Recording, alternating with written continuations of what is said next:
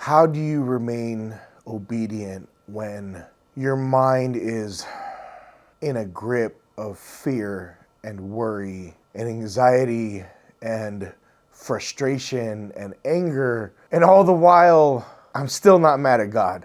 How can us as Christians, how can I as a Christian continue to do the things that God has asked me to do when I have so many other problems that are going on outside of this studio, that are going on in the back of my head? I've shot this video at least 100 times today, trying to do something motivating and encouraging, but in the back of my mind, it's like a splinter. You're a failure. You have other things that you could be doing right now. You should be looking for ways to support your family. You should be looking for a job. You should be working on marketing. You should be doing something else other than making a video right now. But everything that I've tried to do in my capacity, every plan, every business opportunity, every way to make a few extra bucks each month to prevent us from living check to check has somehow brought me back to this spot, to this moment. I wanted the first episode of Real Talk with Coach Chris to be an encouraging, motivating episode to where I spit off some sermons to help people who are listening get through whatever they're going through in life, like all of the other popular Christian YouTube and social media channels do every single day. But then would it be real talk? Would I be a hypocrite to myself if I sat in front of this camera and spouted off a bunch of scriptures to you to help you get through whatever it is you're going through, if me, myself on the inside am completely crumbling apart, but yet at the same time still being held together by the grace and mercy and love of my Heavenly Father? Would it be real talk? No, it wouldn't. Because I would go back and watch this video and see right through my eyes that that's not what I was feeling at that moment. That's not what I was thinking. That's not what I was going through. I wasn't happy. I wasn't excited. I wasn't full of encouragement and joy at the time. I was worried that I wasn't good enough. I was worried that I was going to say the wrong thing. I was worried that we weren't going to have enough to make ends meet that month. I guess the real talk of this episode is me really talking about real life. That as Christians, people will assume that because we're instructed to simply turn the other cheek when someone does something wrong to us, that we're bulletproof, that our hearts have somehow develop this armor that allow us to no longer feel emotional pain, that our minds are made out of solid iron to where thoughts of worry and lack no longer penetrate that hardened exterior. That somehow, because we go to church 2, 3, 4, 5 times a week, that nothing ever goes wrong in the life of a Christian. If anything, since I said yes to God, since I made that commitment, since I chose to live this life as someone who walks side by side with Jesus, because I accept and I acknowledge and I believe that He had to die for me, since that day that I made that choice,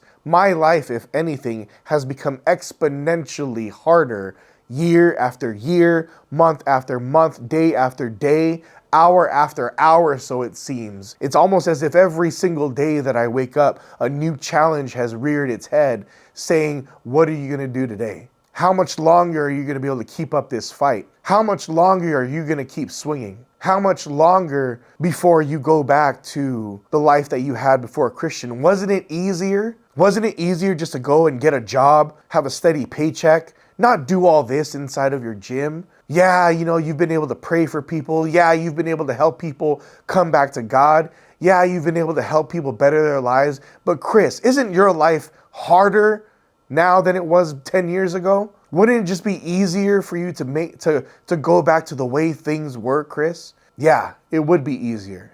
It'd be a hell of a lot easier for me to go back to the way my life was before I chose to walk with God, before I chose to give up my fleshly ways before, whenever I was stressed out at work, coming home from the bank. You know what, babe? Let me pick up a bottle of wine on the way home so we can just relax. Not realizing that the next morning it was just going to start all over again. That I wasn't, if anything, filling myself up with temporary satisfaction. If anything, night after night, after consuming drink after drink, I was slowly emptying out myself, emptying out my soul, my thoughts, everything that I thought that was causing me the problem. So yes, our lives as Christians are harder. They are faced with more challenges and they are more difficult. But every day, I will continue to say yes to God. Every day, even though I am worried, even though I'm grief-stricken, even though I'm stressed, even though the stress levels in my body are causing me to taste the acid that is coming out of my stomach right here in the back of my throat. My problems, my issues, my temporary predicaments that I find myself in are in no way in comparison to what Jesus had to go through for me. And that every single day, hour after hour, week after week, month after month, year after year, the ugly devil can rear his head. He can whisper into my ear, yeah, wouldn't your life be easier? Yes, it would. But you know what? I didn't get this big. I didn't get this strong. I'm not able to bench 315. I'm not able to put 120s over my head. I'm not able to do the things that I can do. I'm not able to wake up day after day, year after year, month after month. I'm not able to wake up at 4 in the morning to run classes, stay up all day, do it again at night, go to sleep late, work on marketing, making sure I'm spending time with my kids, making sure that my wife knows that I love her. I'm not able to do all of these things day after day because I can. I'm able to do these things every single day, year after year, including leap year. It doesn't matter if it's my birthday. It doesn't matter if it's Christmas. It doesn't matter if it's Hanukkah, New Year, or anything else in between. I'm able to do these things day after day because of God. I'm not going through my problems because of Him. I'm able to get through them because of Him. Because in all of the problems that I find myself in, because out of all the stress, I can still feel Him. I might not be able to hear Him. Might not be able to see Him, but I can still feel Him. Because His word says, I will never leave you.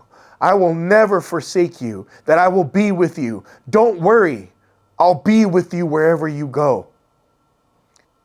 I want this podcast not to be fluff. Not so that we can have guests on here that speak Christianese. I want real talk to be real talk. I want real talk with Coach Chris here to be a place where real Christians can come and share real stories about real problems and how a real God has helped them, has helped me, and has helped you through those real problems. This is Real Talk.